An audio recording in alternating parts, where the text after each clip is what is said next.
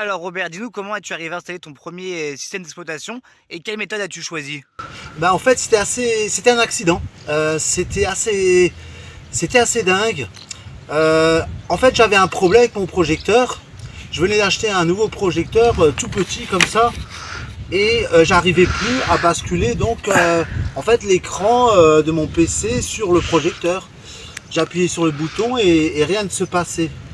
Alors, comme tout le monde, qu'est-ce que j'ai fait? Je suis allé sur internet, j'ai commencé à chercher la solution. J'ai cherché, et puis finalement j'ai trouvé un site. Et on m'a dit gentiment qu'il existe une solution. On m'a expliqué que j'avais 13 pilotes de cassés. Je ne sais pas si vous vous rendez compte. Alors aujourd'hui, je peux vous le dire, c'est un peu entre nous. Alors, il n'y a pas de pilote sur un projecteur. Donc c'était un pur mensonge. On m'explique donc que j'ai 13 pilotes de cassés, mais malheureusement ça a un coût. Alors on me demande, je ne sais plus exactement combien on m'a demandé, mais c'était un tarif assez élevé. J'ai refusé de payer, et là on m'explique qu'on peut quand même le faire, mais que ça va durer plus longtemps. Je réfléchis, j'hésite un petit peu, et puis finalement je me dis allez, on y va, on essaye. Évidemment je ne connaissais absolument pas Linux, hein.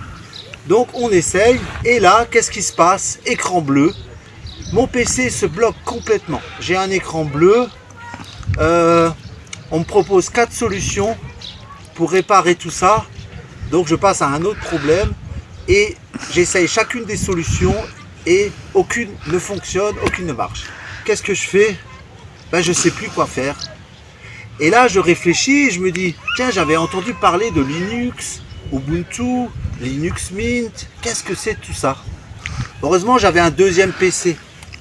Alors j'allume mon deuxième PC qui est un vieux PC, et je commence à chercher Ubuntu, Linux Mint, etc. Et qu'est-ce que je trouve? J'apprends que il est possible en fait de télécharger l'image ISO d'une distribution Linux et de l'installer sur son PC. Je me souviens qu'il me reste quelques DVD vierges. Alors qu'est-ce que je fais? C'est simple.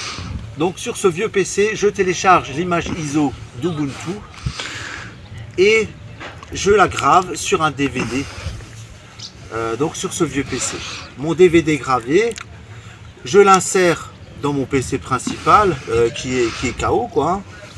Je le mets à l'intérieur, je vais dans le BIOS en faisant F2, et je demande à mon PC de démarrer sur le DVD en plaçant simplement, en modifiant l'ordre de démarrage. Voilà. Donc je rallume mon PC, et cette fois-ci il démarre donc sur le DVD. Apparaît la première image d'Ubuntu, et l'installation se met en route tout simplement. Et là c'est déjà presque gagné. Ça dure environ 20-25 minutes, et là la magie commence. Il y a des couleurs partout, il n'y a plus d'écran clair,